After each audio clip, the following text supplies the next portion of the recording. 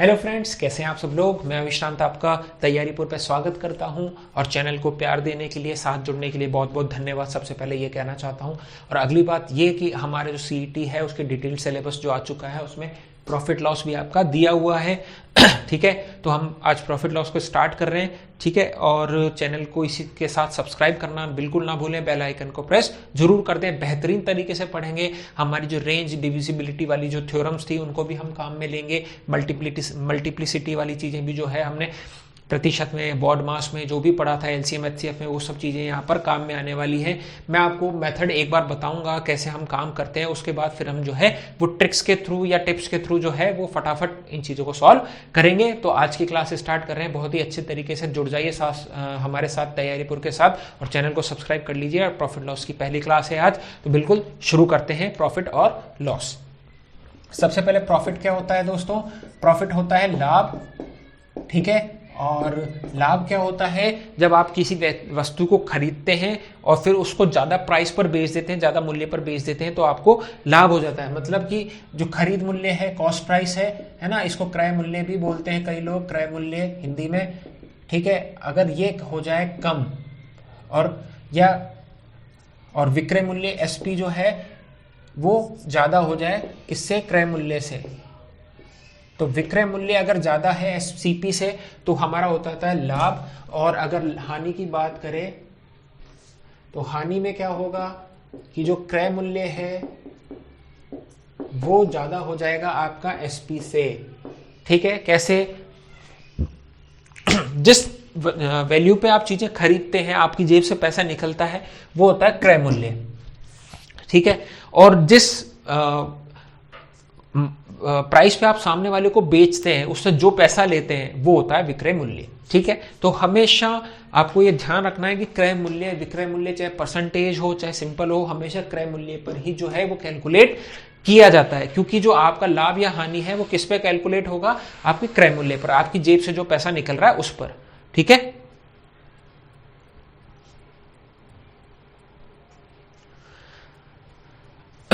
तो ये चीज ध्यान रखने की हमेशा क्रय मूल्य पर ही ये चीजें जो है वो काम में आएंगी। हमेशा क्रय मूल्य पर ही काम में लेना है। जैसे आपको कोई कहे कि आप एक पेन लेके आइए, आप पेन लेने गए तो आपकी जेब से कितने रुपए लगे? मान लीजिए 10 रुपए। 10 रुपए का एक पेन आप लिए है।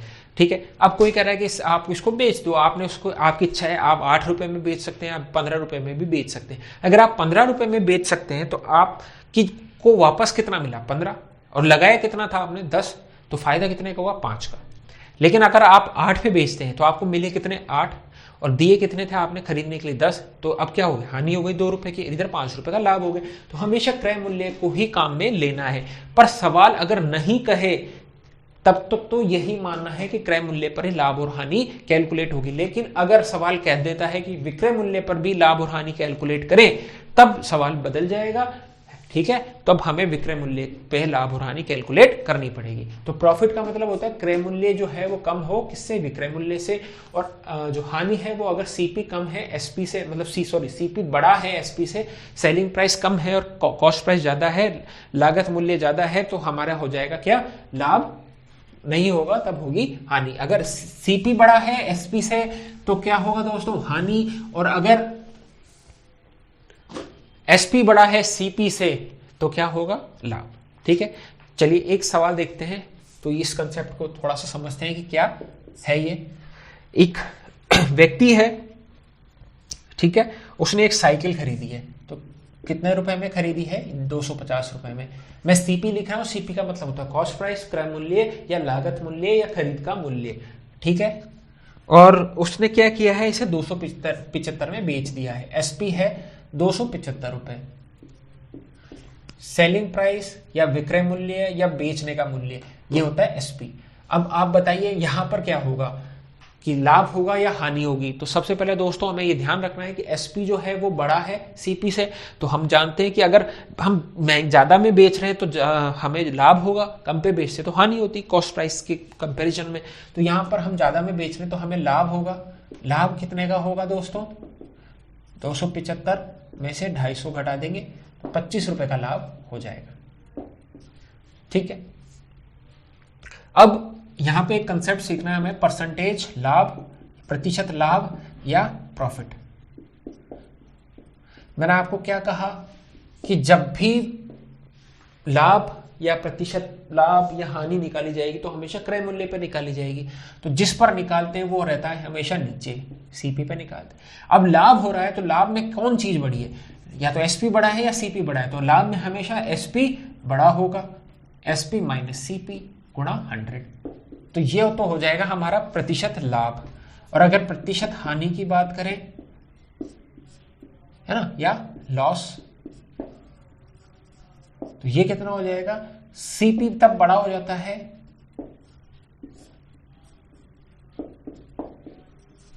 ठीक है। तो ये दोनों फॉर्मूले, बस अंतर इतना है कि एक बार एसपी में से घटाना है और एक बार सीपी में से घटाना है, ठीक है। रटना नहीं है, समझना है कि जब लाभ होता है तो एसपी बड़ा होता है तो एसपी में से घटा दो, और जब हानि होती है तो एसपी कम होता है तो एसपी को घटा दो, ठीक है। चलिए अब इसी सवाल को हम देखते हैं कि अगर सवाल ये है कि एक व्यक्ति ने कॉस्ट प्राइस कितनी थी 250 रुपए, एसपी थी 275 रुपए, तो उसको लाभ कितने प्रतिशत में हुआ। अभी तो हमने रुपयों में निकाला, अब प्रतिशत में निकालते हैं, प्रतिशत निकालते हैं। प्रतिशत कितना हो जाएगा, लाभ हो रहा है तो इस फॉर्मूले में चलेंगे, 275, एसपी 275 है, सीपी 250 है, और भाग कितने का देना पड़ेगा, सीपी का, और ये 100, ठीक है। ये कितना आ जाएगा 4, ये हो जाएगा 10, और ऊपर से निकल गया 25, 25 गुणा 4 बटा 10, 100 बटा 10, जो कि हो जाएगा कितना 10%। तो 10% का जो है वो लाभ है। ये नोटेशन जो है ये मैं इसलिए बता रहा हूँ, लाभ है, अगर ऐसे लिख दें तो हानि हो जाती है। अब कई लोग प्लस माइनस भी लिखते हैं तो नोटेशन का कोई फर्क नहीं पड़ता, क्योंकि हमारा पेपर जो है वो ऑब्जेक्टिव है, बस ये समझने के लिए है, हमें समझ में आए कि हमने प्रॉफिट निकाला है या लॉस, ठीक है। क्योंकि हम जो है वहां पर पेपर में लिखते नहीं है कि लाभ इतना प्रतिशत और हानि, क्योंकि वो तो हमारा सब्जेक्टिव पेपर में सब किया जाता था, ठीक है। चलिए अब एक सवाल देखते हैं कि एक वॉच है, देखिए फॉर्मूला मैंने आपको बता दिया, क्योंकि फॉर्मूला बताना जरूरी है, फिर भी मैं आपको अब जो है बिना फॉर्मूले के करने की आदत डलवाना चाहता हूं, ठीक है। अब एक सवाल है, इसको दोनों तरीके से करने वाले हैं अपन, इधर फर्स्ट, इधर कर देंगे सेकंड, ठीक है। ये कह रहा है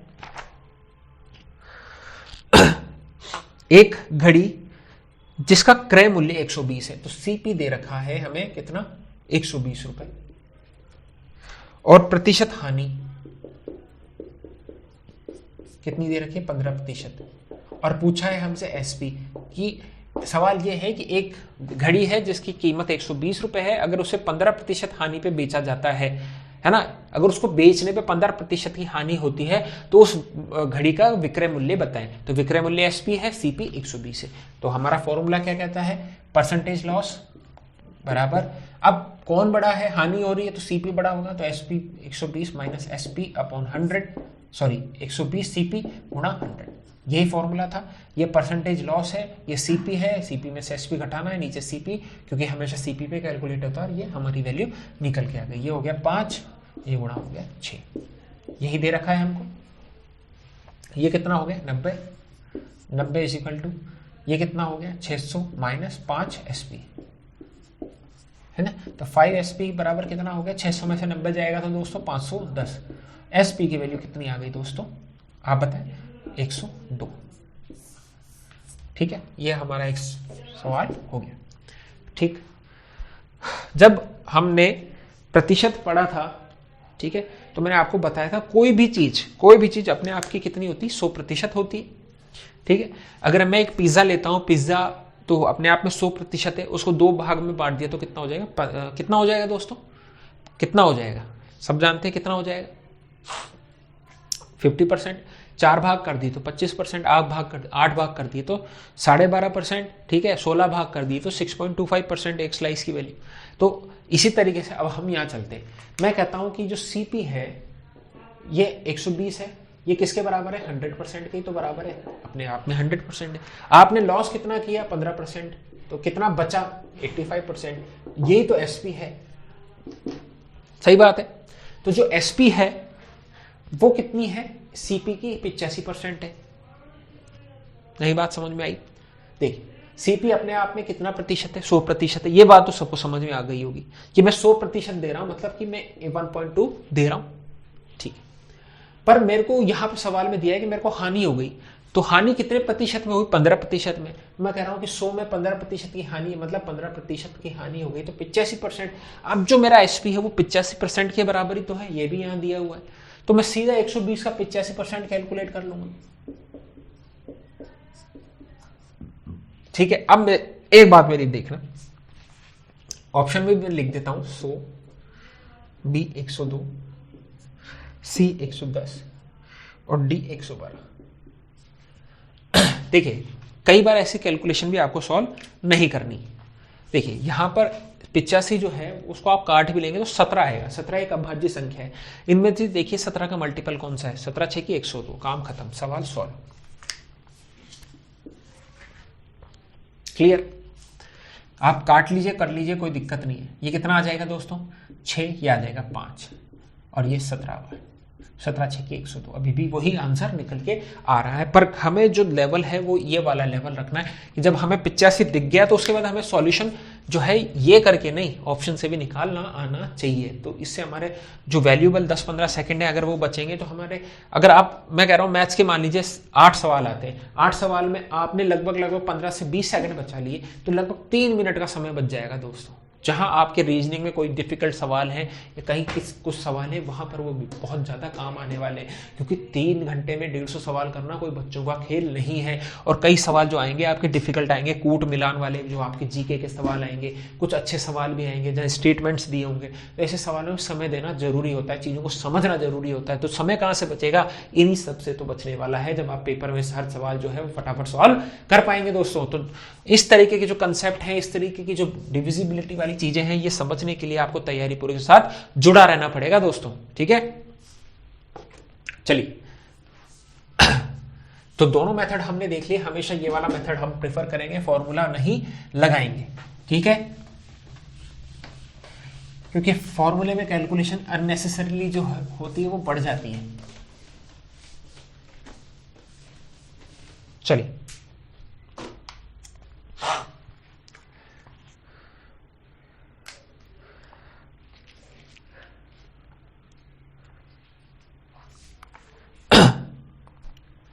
अब एक सवाल है, बिल्कुल ऐसा ही सवाल है। एक आदमी 560 रुपए में साइकिल खरीदता है, तो सीपी हमें दे दिया 560 रुपए, ठीक है, और वो 10% की हानि प्राप्त करता है, परसेंटेज लॉस 10% है। तो वो पूछ रहा है उसका एसपी कितना है, सवाल यही है। ऑप्शन भी मैं लिख देता हूं, 500, दूसरा है 450, तीसरा है 550 और चौथा है कितना, 504, ठीक है। अब वापस वही तरीका समझते हैं कि सीपी अपने आप में कितना है, 100% है, क्लियर है, डन। हमने कितना प्रतिशत काम कर दिया, 10%, तो जो वैल्यू आएगी वो 90% आएगी, पहली बात। तो हमारे जो आंसर हो सकते हैं 90 से भाग, मतलब 9 से भाग जाने वाले होने से हो सकते हैं, ये नहीं है, ये नहीं है, या तो ये होगा या ये होगा। इसका भी अंकों का योग ये है, इसका भी अंकों का योग 9 है, इसका भी अंकों का योग 9 है, इसका भी अंकों का योग 9 है। तो ठीक है, इतनी बात हमें समझ में आ गई। अब मेरे को एक बात बताओ, 56 है, 560 का 10% कितना होगा, 10% यही तो होगा, 56 ही तो होगा। तो जब मैं 56 इसमें से घटाऊंगा, लास्ट में 0 है, 0 में से 6 घटाऊंगा तो लास्ट में 4 आना चाहिए, डन। ये चाहे कैलकुलेशन आपको आती हो नहीं आती कोई फर्क नहीं पड़ता, आप कैसे भी सवाल को सॉल्व कर सकते हैं। हमने देखा इन दोनों में से एक आंसर होगा। हमने ये देखा कि 56 का 10% कितना होता है, हमें 10% ही तो घटाना है, 10% हमको घटाना था, तो इसमें से अल्टीमेटली हमको 560 में से 56 रुपए घटाने हैं, तो हमारा जो आंसर आएगा वो 504 आने वाला है। पर हमने ये देखा कि ये तो छोटी कैलकुलेशन, बड़ी कैलकुलेशन होंगी तब क्या करेंगे, तब हमने देखा कि ये 10 है, क्योंकि उधार लेंगे 5 हो जाएगा, 10 में से 6 जाएगा वो 4 आ जाएगा, तो लास्ट की डिजिट 4 एक में ही है और 9 से भी डिविजिबल है, यही हमारा आंसर है, ठीक है। तो ये सवाल तो ऐसे भी सॉल्व हो गया है ना। आप देखें 90% है, 90% अगर मैं आपको ऐसे निकाल के बताऊं कि 560 जैसे पुराने सवाल में 90% निकालना है हमको, आप गुणा कर दीजिए, 9 से गुणा करने से बढ़िया 10 से गुणा कर दीजिए, 1 घटा दीजिए, ठीक है, नहीं तो ऐसे भी गुणा कर सकते हैं हम कि 50 + 6 है गुणा 9 है, ये तो 450 हो गया, तो 450 तो ज़्यादा ही आने वाला है, तो ये ऑप्शन है, वैसे भी कर सकते हैं। और 6 9 54 होते हैं, तो ऐसे भी कर सकते हैं, तो 504, जैसे आपकी इच्छा हो वैसे इन सवालों को सॉल्व कर सकते हो आप, कोई बड़ी बात नहीं है मैथ्स में स्पीड बनाना, बस आपका दिमाग खुला होना चाहिए कि एक सवाल को अगर आप मल्टीपल तरीके से सॉल्व कर पाएंगे दोस्तों तो आपके लिए बहुत बेनिफिशियल होने वाला है। जैसे सचिन तेंदुलकर था, उसके लिए जो टॉनी ग्रे कमेंटेटर था वो यही कहता था कि सचिन के पास एक बॉल को खेलने के लिए 3 से 4 शॉट्स हैं। जिस बॉल पे वो डिफेंड करता है उसी बॉल पे वो स्क्वायर कट भी लगा सकता है, ऑफ की बॉल को वो लेग में भी मार सकता है। तो हमारे पास भी इतने सारे मेथड्स होने चाहिए ताकि जो बॉलर है या जो एग्जामिनर है वो हमें आउट नहीं कर पाए, ठीक है, और हम ज्यादा से ज्यादा स्कोर कर पाए, रन बना पाए, ठीक है। अब देखिए, तो एक सवाल है उसमें सीपी यहां दिया हुआ है और एक यहां दिया हुआ है प्रॉफिट, ठीक है। पहला है, ये एक अच्छा सवाल है 365, दूसरा है 479, तीसरा है 693 और चौथा है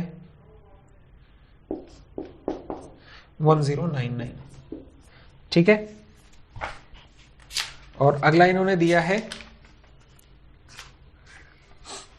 यहां दिया हुआ है प्रॉफिट हो रहा है 165, यहां 279, यहां हो रहा है 493 और यहां हो रहा है 899। अब इन्होंने ये कहा है प्रतिशत लाभ की शर्तों में कौन सा लेन देन सबसे अच्छा है। प्रतिशत लाभ के संदर्भ में ये सवाल आपके समझ में आ गया तो आपके सारे कंसेप्ट सॉल्व हो जाएंगे, ठीक है। कौन सा लेन देन सबसे अच्छा है,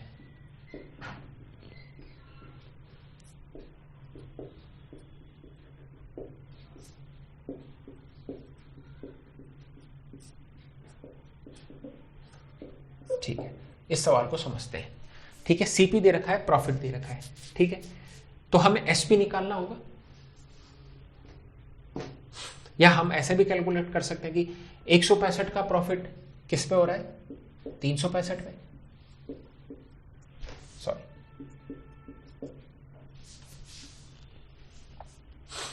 तो यहां एसपी निकालना हमें जरूरी है, ठीक है।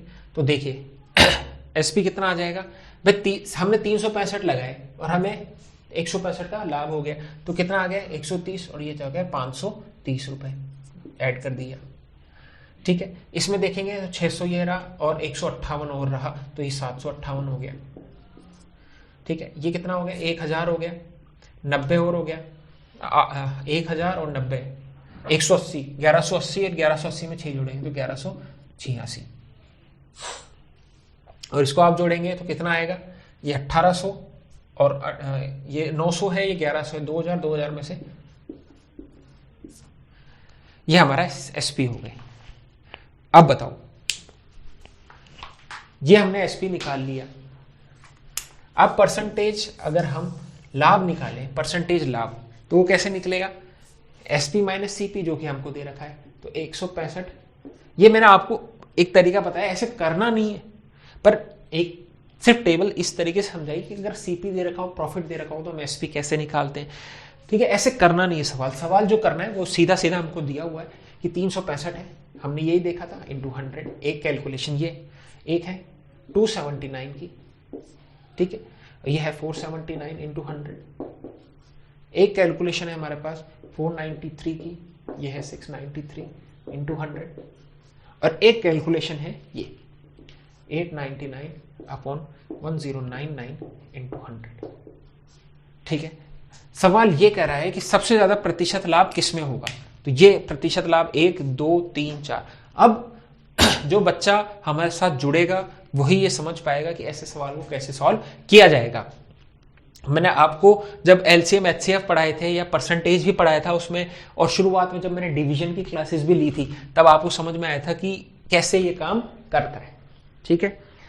देखिए अगर ये 330 होता है ना, 330 होता तो 1/2 मतलब 50% हो जाता, पर ये तो 330 से भी ज्यादा है, तो ये जो वैल्यू आएगी, सॉल्व नहीं करना इनको, ये 50% से कम आएगी।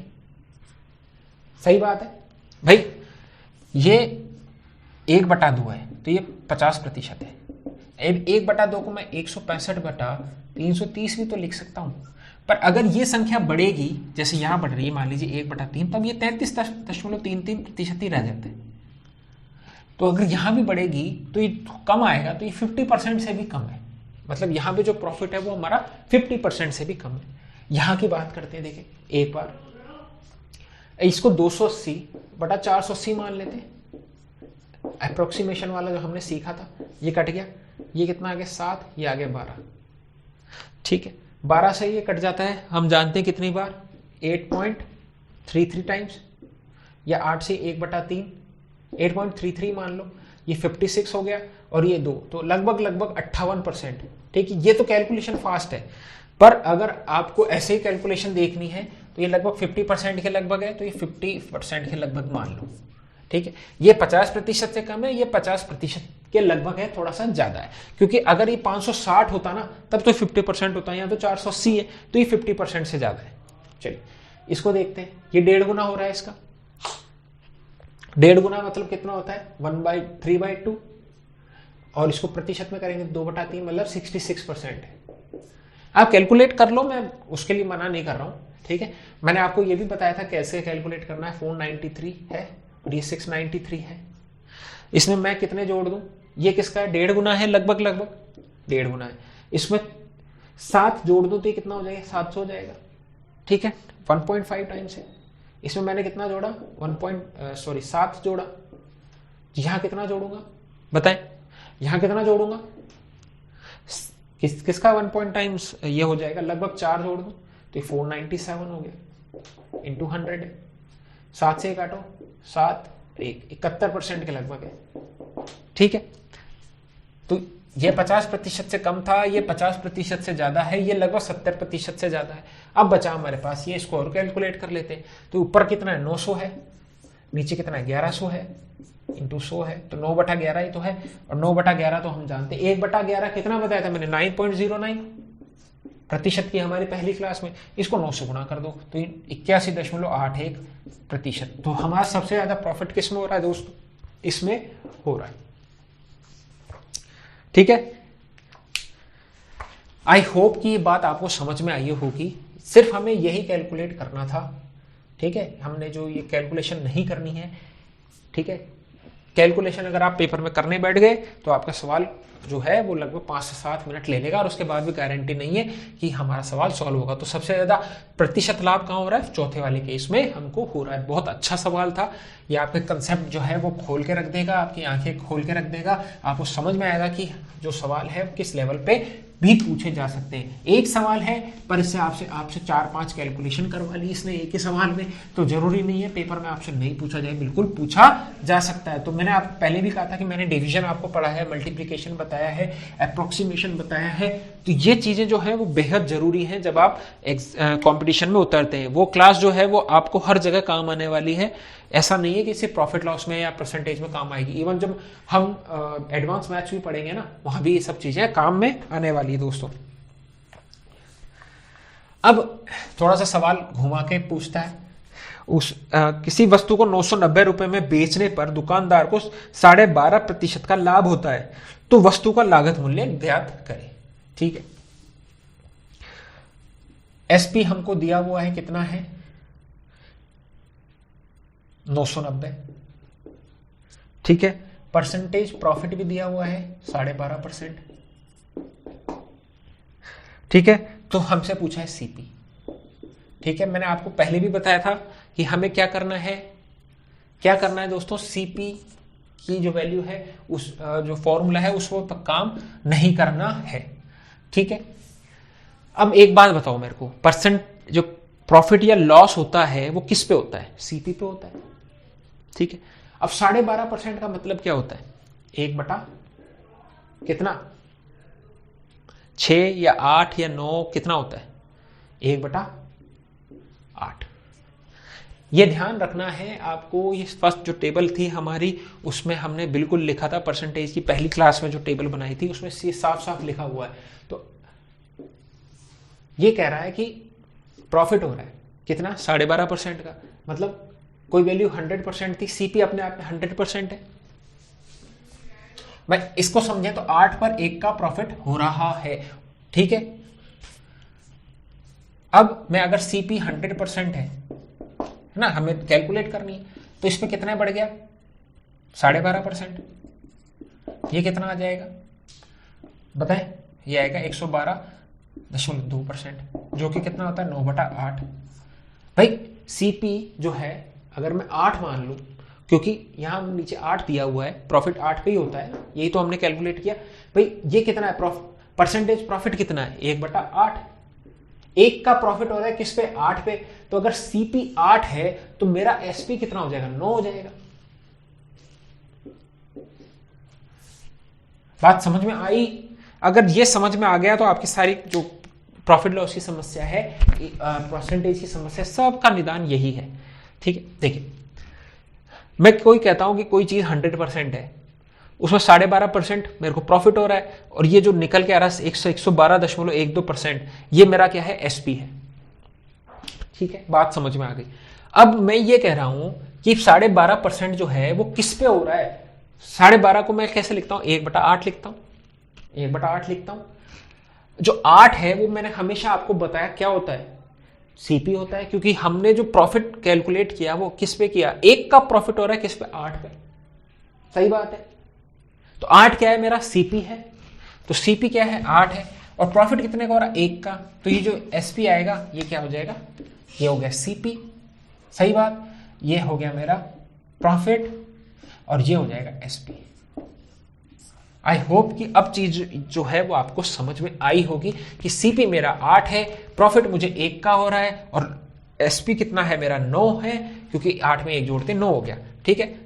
अब आप इधर से भी आ जाओ तो भी यही वैल्यू निकल के आने वाली है, ठीक है। इसको ऐसे लिखोगे ना तो यही वैल्यू कट के आएगी आपके पास, ठीक है। कैसे सॉल्व कर लेना। तो अब मेरे को बताओ 9 की वैल्यू किसके बराबर दे रखी है इन्होंने, 990 के, ये तो दे रखा है कि एसपी, हमने यहां निकाला 9 अनुपात में निकाल लिया हमने। अब हमसे पूछा है 8 की वैल्यू, ठीक है। तो 9 का और 11 का दोनों का मल्टीपल आंसर होना चाहिए। तो हमारे पास जो ऑप्शंस हैं वो हैं दोस्तों 880, 860, 890 और 870। तो क्या 880 जो है वो किससे कट रहा है, 11 से कट रहा है, बिल्कुल कट रहा है, क्योंकि 9 से तो ये कट गया 110 बार, तो 11 का मल्टीपल हमारा आंसर आ जाएगा 880। तो ये हो जाएगा x, या x की जो हम बोलते हैं सीपी। तो अगर हम ऐसे बात करें, अब इस सवाल को यहाँ अगर 880 कितना है मेरा सीपी है, ठीक है, और 12.5% का प्रॉफिट है, तो एसपी निकालो, ऐसे भी सवाल आ सकता है। तो इसको मैं कह रहा हूं कि क्या है कि मेरा जो सीपी है वो 880 है और प्रॉफिट है, तो 1/8 का प्रॉफिट है, प्रॉफिट अभी भी यही है। तो 8 की वैल्यू किसके बराबर है, 880, 1 की वैल्यू कितनी हो जाएगी, 110, तो 9 की वैल्यू कितनी आ जाएगी, 990। कि जैसे चाहे वैसे कैलकुलेट आप लोग कर सकते हैं दोस्तों।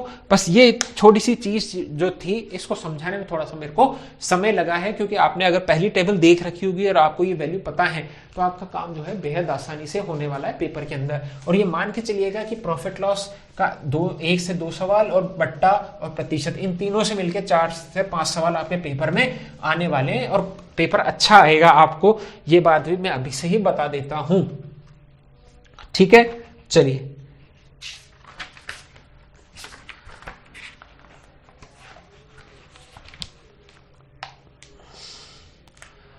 अब देखिए सवाल क्या कह रहा है, वस्तु का क्रय मूल्य ज्ञात करें, सीपी ज्ञात करें,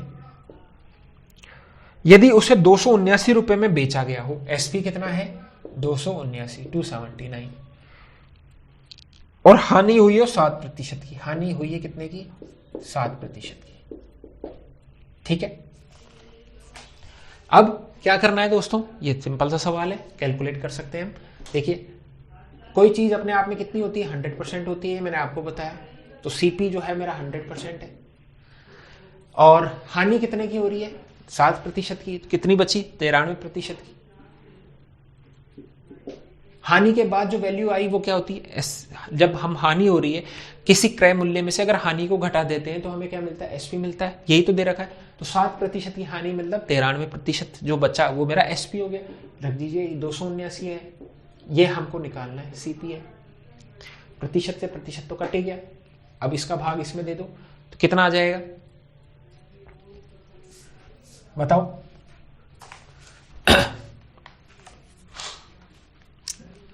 कहाँ गया सवाल, हाँ सॉरी ये 9% है दोस्तों।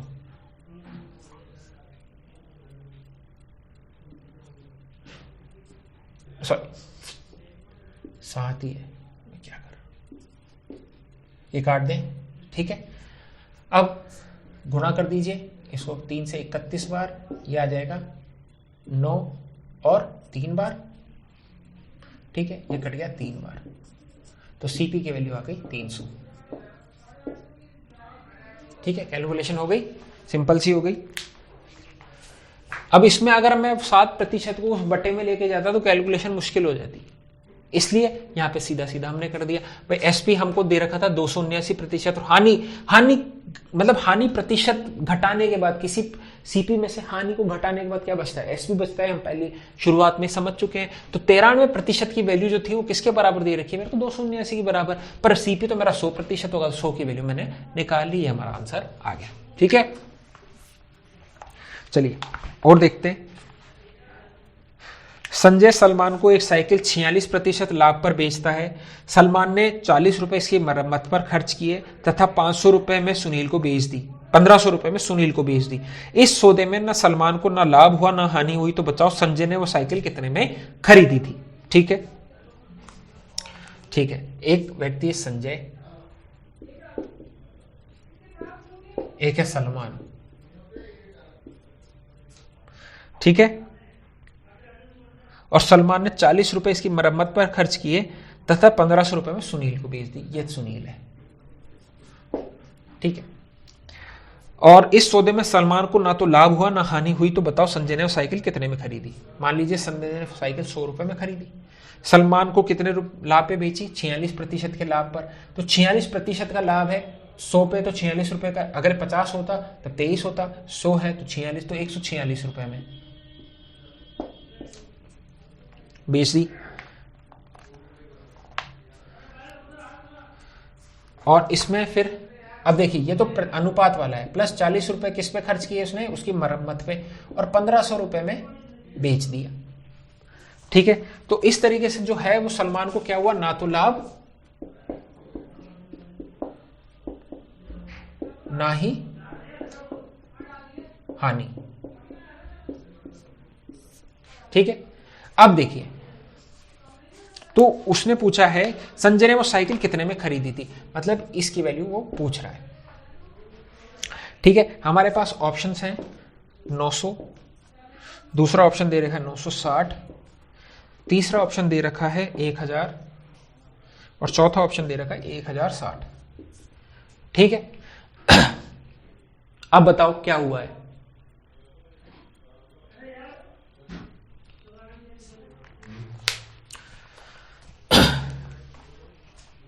यही सवाल है। तो देखिए, इस सवाल को सॉल्व करने के बहुत सारे तरीके हैं, कैलकुलेशन हो जाएगी, इक्वेशन बन जाएगी, पर मैं कहता हूं कि जब भी ऐसा सवाल आते हैं तो आप ऑप्शन को देखें। ठीक है, मान लीजिए 900 रुपए, 900 का 46% कैलकुलेट करेंगे, कुछ वैल्यू आएगी उसमें 40 ऐड करेंगे। एक सबसे बढ़िया ऑप्शन मेरे को 1000 लग रहा है। 1000 पे मैंने 46% कैलकुलेट किया तो कितने हो गए, 460, तो 1460 रुपए, और उसमें 40 रुपए जोड़ दिया, 40 रुपए जोड़ते ही 1500 रुपए आ गए। ठीक है, तो उसने कितने में खरीदी है, 1000 में। ठीक है, तो इस तरीके के सवाल को हमेशा ऑप्शन से करें तो ज्यादा बेहतर रहता है हमारे लिए, कि हमने 1000 रुपए सीधा सीधा यहां से उठाया, हमने देखा। ठीक है, और चाहे तो फिर आप इसको मेथड से भी कर सकते हैं, मेथड से भी हो जाएगा, कोई दिक्कत नहीं है, क्योंकि मान लीजिए x है, ठीक है, संजय ने x में खरीदी, और संजय का x का 46% प्लस 40 रुपीज, ये किसके बराबर है, 1500 के बराबर। भाई एक तो x था, है ना, और ये x प्लस x का 46% और उसमें 40 रुपये और जोड़े तो 1500 रुपये के बराबर आती है। आप इसको कैलकुलेट कर लेंगे तो आपको बहुत सारी वैल्यू 100x, ठीक है, और ये 46 प्लस 4000 इक्वल टू 1500 गुणा 100, ये 146x हो गया। इसको ऐसे कैलकुलेट करेंगे तो 15 माइनस 4000, तो ये 146x कितना हो जाएगा, 3 जीरो से, 3 जीरो तो लास्ट में 1 2 3, 15 में से जाएगा 4 तो कितना आएगा 146, x की वैल्यू हो जाएगी 1000। ऐसे भी आप कैलकुलेट कर सकते हैं। पर ये देखिए x आते आपको ये भी ध्यान रखना पड़ेगा कि x तो जोड़ना है, क्योंकि x प्लस x का 46% उसने जोड़ा प्लस 40 रुपए भी जोड़े, तब जाके ये सवाल सॉल्व होगा। ये इक्वेशन से सॉल्व करेंगे तो आपका आंसर निकल के आ जाएगा। कोई बड़ी बात नहीं है दोस्तों, पर ध्यान हमें ये रखना है कि हमारा सवाल है वो जल्दी से जल्दी सॉल्व होना चाहिए। पेपर में जितनी प्रैक्टिस आप करके जाएंगे उतना ही आपके लिए बेहतर रहेगा दोस्तों, ठीक है। तो ये कुछ तरीके के हमने सवाल देखे प्रॉफिट लॉस में, ठीक है। आई होप कि ये सब चीजें आपको समझ में आ रही होंगी। एक बहुत अच्छा सवाल है, ऐसे सवाल जरूर आपसे परीक्षा में पूछे जा सकते हैं, इसको जरूर ध्यान से देखिएगा। एक व्यापारी ने कोई सामान 75 रुपए में बेचा, एसपी हमको दे रखा है 75 रुपीज, और उसके क्रय मूल्य के बराबर प्रतिशत लाभ कमाया।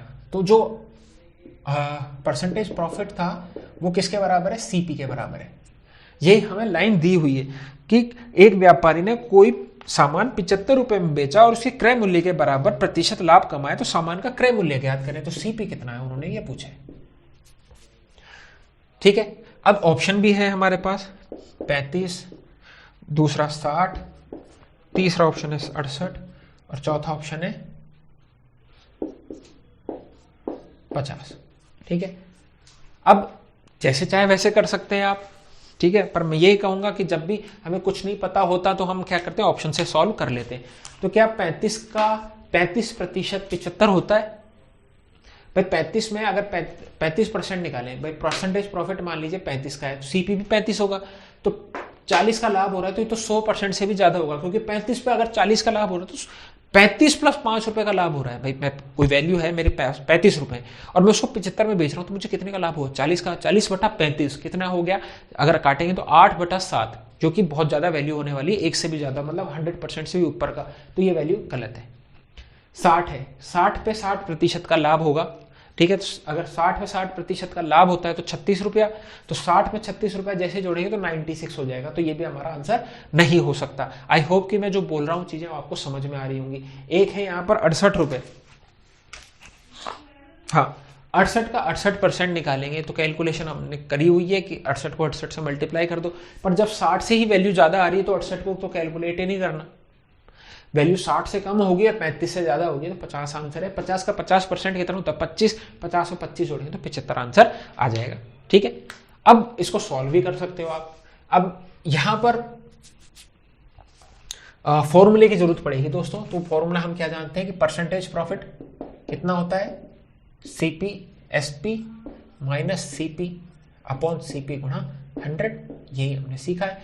परसेंटेज प्रॉफिट किसके बराबर दे रखा है, सीपी के बराबर, ये दे रखा था। एसपी हमें 75 दे रखा है, सीपी अपॉन सीपी इंटू 100, तो CP square is equal to 75 minus CP गुणा 100, यही दे रखा है।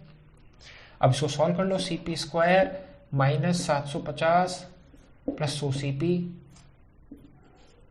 0, ठीक है। तो CP square plus 100 CP minus 750 is equal to 0।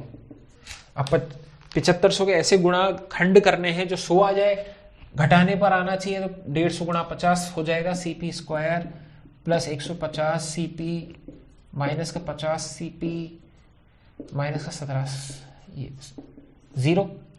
तो सीपी कॉमन लेंगे तो सीपी प्लस 150, यहां से 150 कॉमन लेंगे, यहां से 50 कॉमन लेंगे सॉरी, तो सीपी प्लस 150 तो सीपी के दो वैल्यू हो गए, सीपी माइनस 100, सीपी माइनस 50 और सीपी प्लस 150 बराबर 0। ठीक है, अब एक तो सीपी की वैल्यू हो जाएगी 50 और एक सीपी की वैल्यू हो जाएगी 150 माइनस 150, क्योंकि ये प्लस का है ना, माइनस। तो हम कौन सी वैल्यू लेंगे, पॉजिटिव? क्या क्रय मूल्य नेगेटिव में हो सकता है क्या? किसी चीज को नेगेटिव वैल्यू में खरीद सकते हो क्या? आप नहीं खरीद सकते। तो सीपी हम कभी भी नेगेटिव नहीं होगा, तो सीपी 50 है।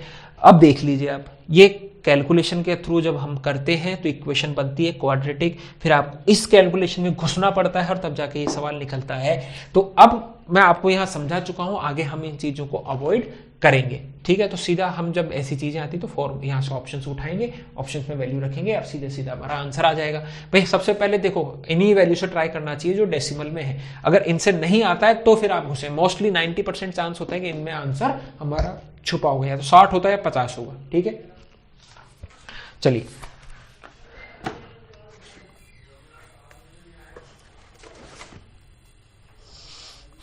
अब अगला सवाल देखते हैं। बहुत अच्छा सवाल है। तो हमें ये जो कैलकुलेशंस है इनको अवॉइड करना है दोस्तों, ताकि फ्यूचर में हम किसी भी प्रकार की गलती जो है वो नहीं करें, समय बर्बाद नहीं करें पेपर के अंदर। ठीक है, तो ऐसे सवाल जरूर आपसे पूछे जाते हैं।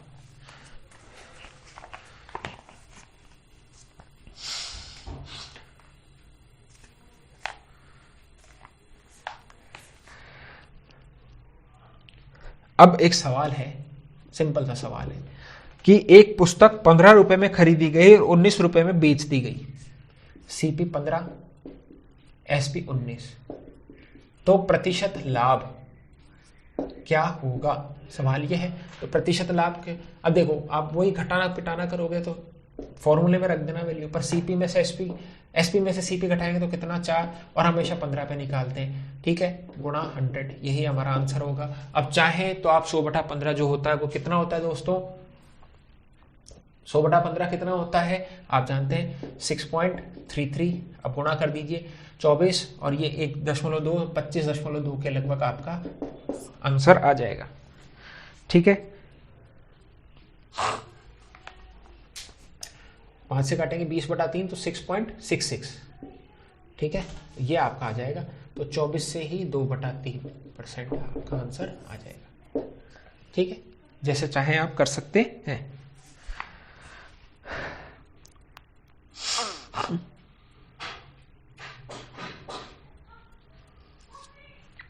अब देखिए एक सवाल, ऐसा सवाल भी आपके पेपर में जरूर देखने को मिल सकता है कि मोहन ने एक जो प्लॉट है वो 5 लाख रुपए में खरीदा। ठीक है, 5 लाख रुपए में खरीदा। उस भूखंड का आधा भाग 10% लाभ पे बेच दिया। आधा भाग मतलब 2500, 10% लाभ पे। ठीक है, आधा भाग तथा शेष भाग 15% लाभ पे भेजा। 15% लाभ पे आधा भाग, आधा इधर और आधा इधर। ठीक है, तो वो पूछ रहा है कि कुल सौदे तो बेचा, तो बताओ सौदे का कुल लाभ क्या रहा। ठीक है, देखो ये मैं आपको सॉल्व कर देता हूं, फिर आपको बताता हूं कि एक्चुअली सवाल में हो क्या रहा है। तो आधा भाग कितना हो गया? 2,50,000। तो इसका 10% निकालोगे आप, यही तो निकालोगे, है ना? कितना आया?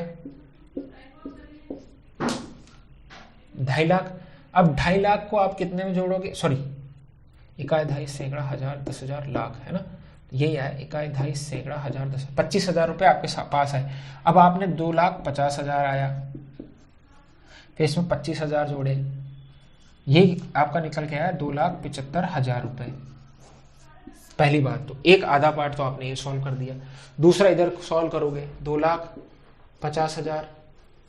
ठीक है, और 2,50,000 के बाद आपने देखा कि यहां पर गुणा 15/100, यही तो निकालना है आपको। फिर आपने ये दोनों जीरो काट दी। ठीक है, 0 0 75 हासिल का लगा 7, 15 दूनी 30, तो 37,500 आपका दूसरे पार्ट का भाग आया। दूसरे पार्ट का भाग ये आया और पहले पार्ट का भाग ये आया। जोड़े ना एक बार, तो हमारे पास जो था 5 लाख, और इसमें एक प्रॉफिट तो 25,000, एक प्रॉफिट 37,500, कितना हो गया? 65,500 हो गया। ठीक है, वैसे 25,000 तो ये रहा और 37,500 ये रहा। इन सबको आप जोड़ोगे तो फिर वापस घटाओगे, तो मैं सीधा सीधा आपको यही तो प्रॉफिट हुआ है ना हमको। अभी भी कैलकुलेशन शॉर्ट कर रहा हूं आपकी, एक इधर इस भाग पे 25,000 का प्रॉफिट हुआ, इस भाग पे 37,500 का प्रॉफिट हुआ।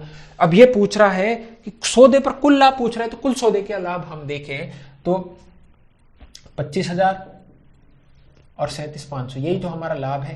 ये कितना हुआ टोटल? 0 0 5 12 1 62,500 का लाभ हो रहा है। कितने पे? 5 लाख पे, क्योंकि क्रय मूल्य तो लगाए तो हमने 5, कुल सौदे में 5 लाख ही तो लगाए थे, तो लगाओ 5 लाख, तो 62,500 डिवाइडेड बाय 5 गुणा 100, यही हमारा आंसर है। 2 0 से 2 0, 2 0 से ये 2 0। अब बचा कितना आपके पास? 625/50, इसको काटोगे 25/2 और 12.5%। ये छोटा सा सवाल जो है ये कितना बड़ा हो गया आपके लिए अगर आप इस तरीके से सवाल वहां सॉल्व करने बैठ गए। पर देखिए, इस चीज को समझना बेहद जरूरी है आप लोगों के लिए कि पेपर जो बनाने वाला है वो कैसे आपकी मानसिकता के साथ खेलता है। कोई बच्चा जिसने थोड़ी सी भी प्रैक्टिस करी होगी ना, वो क्या करेगा, अरे यार बेसिक से सवाल है भाई, मान लीजिए खेत है, ये आधा कर दिया, इस पे कुछ लाभ है 10%, इस पे कुछ लाभ है 15%। अगर ये दोनों वैल्यू बराबर है ना, ये भी 2.5 लाख है, ये भी 2.5 लाख है, सही बात है, तो इस पे भी जितना लाभ होगा और इस पे जितना लाभ होगा वो दोनों में आधा आधा बट जाएगा। मतलब क्या होगा? 10 + 25/2, 12.5% आंसर हो जाएगा। 10 + 15 25, 25/2 मतलब 12.5% हमारा आंसर होने वाला है दोस्तों। ठीक है, क्यों होता है ऐसा? क्योंकि ये जो दोनों हिस्से हैं ये दोनों बराबर हैं। अगर ये दोनों बराबर ना हो तब ये कैलकुलेशन करना जरूरी है, पर अगर ये दोनों हिस्से बराबर हैं तो सीधा सीधा ऐसे कैलकुलेट किया जा सकता है दोस्तों।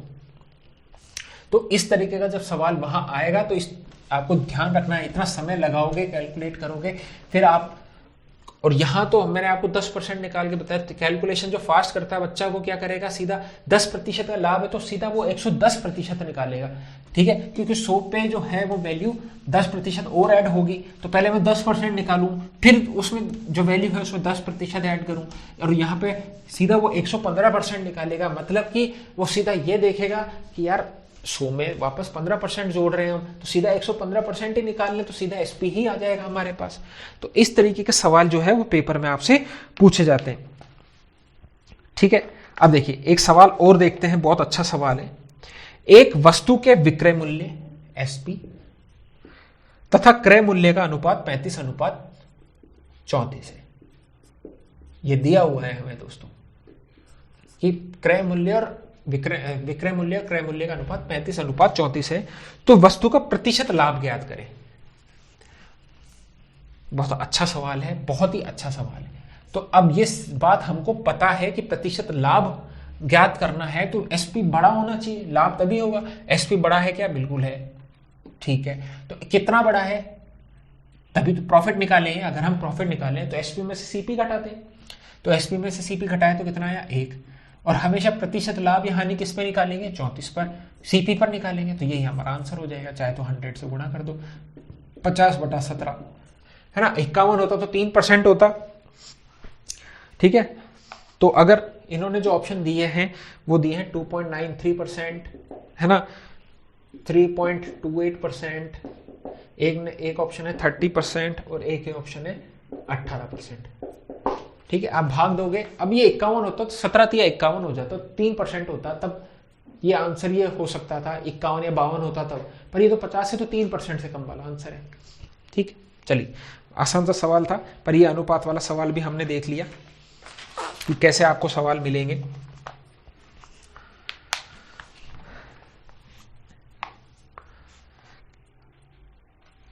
अब देखिए ये अच्छा सवाल है, ये थोड़ा सा अलग सवाल है। एक पंखे को बेचने पर होने वाला लाभ विक्रय मूल्य का 2/7 है। लाभ कितना है? विक्रय मूल्य का 2/7। ठीक है, तो परसेंटेज प्रॉफिट कितना होगा? परसेंटेज प्रॉफिट, प्रतिशत लाभ पूछा है। ठीक है, और इसके ऑप्शन है हमारे पास 25%, बी 29%, सी 40% और डी 75%। ठीक है, बहुत अच्छा सवाल है दोस्तों। ऐसे सवाल में गड़बड़ जरूर होती है जब आप पेपर देने जाते हैं। ठीक है, अब एक बात बताओ, लाभ जो है वो विक्रय मूल्य का 2/7 है, सही बात है। तो ये क्या दे रखा है, विक्रय मूल्य है ना, एसपी तो दे रखा है, क्योंकि मैंने कहा जिस पे कैलकुलेट करते हैं वो नीचे आता है। तो विक्रय मूल्य का 2/7 है, तो विक्रय मूल्य मान लीजिए मेरे 7 है, एक बार मैं मान लेता हूं एसपी कितना है, 7 है।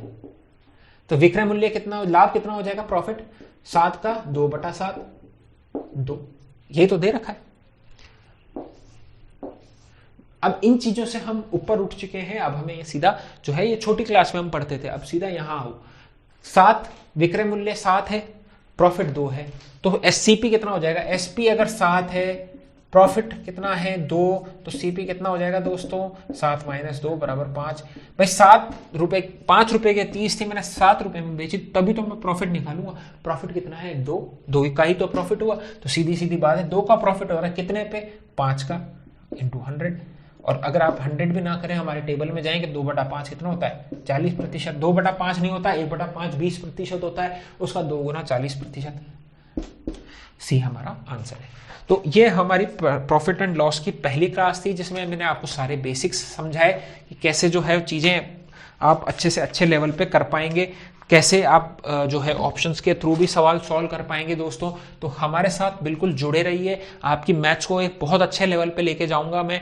बहुत अच्छे से आपको जो सवाल है बेहद आसान लगने लगेंगे पेपर के अंदर। बस ये है कि मैं जो है ज़्यादा समय नहीं है हमारे पास, क्योंकि जनवरी में पेपर है, तो मैं हर टाइप का आपको एक एक सवाल समझा रहा हूँ। आप कोई भी बुक ले आइए, जो भी आपको समझ में आती है मार्केट में अवेलेबल, उसके सवाल सॉल्व करते रहिए, आपकी प्रैक्टिस हो जाएगी।